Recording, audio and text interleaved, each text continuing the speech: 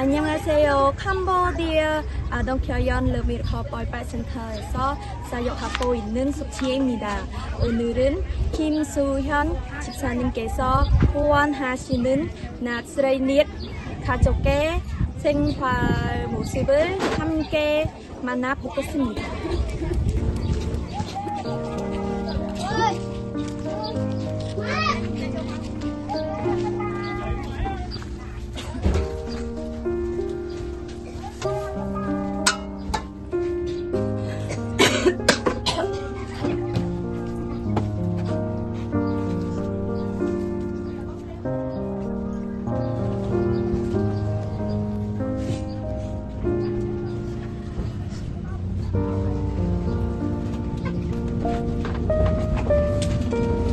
Hello, you guys.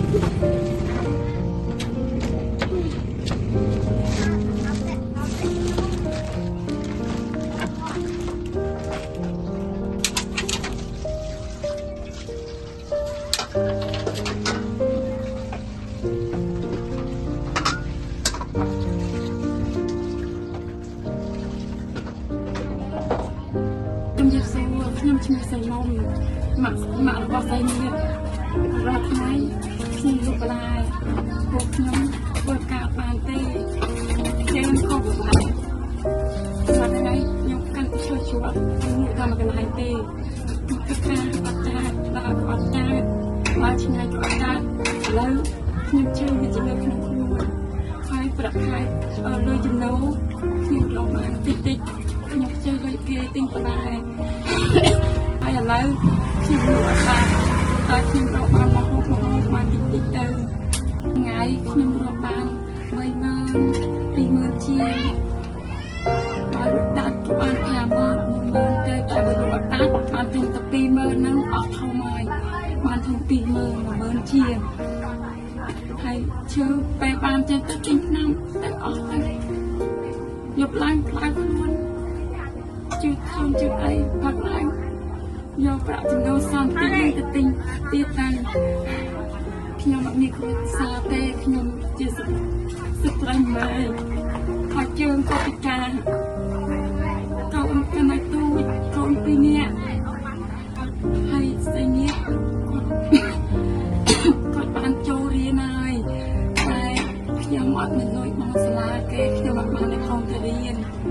ខ្ញុំខ្វះថវិកាទិញរបស់ឲ្យកូនរៀនចង់បានប្រាក់ចំណូលឲ្យកូនរៀនខ្ញុំអត់មានអីទេខ្ញុំអរគុណ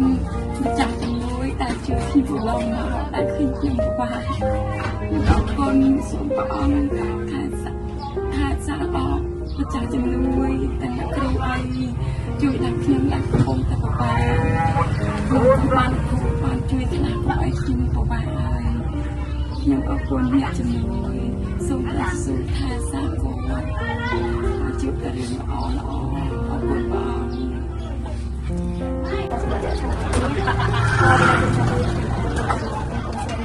នេះអរគុណចំពោះសាររបស់គាត់ក៏ជាបាក់បណ្ណាបានសម្រាប់ជួយទានបញ្ញាសុភាព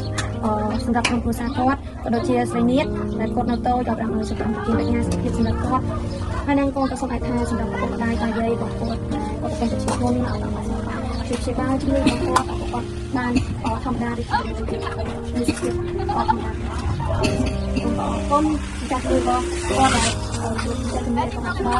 មានសម្រាប់ភាសារបស់ពេលនេះសូមអរគុណដល់ភាសាគាត់តោះខ្ញុំខ្ញុំសូមអរគុណ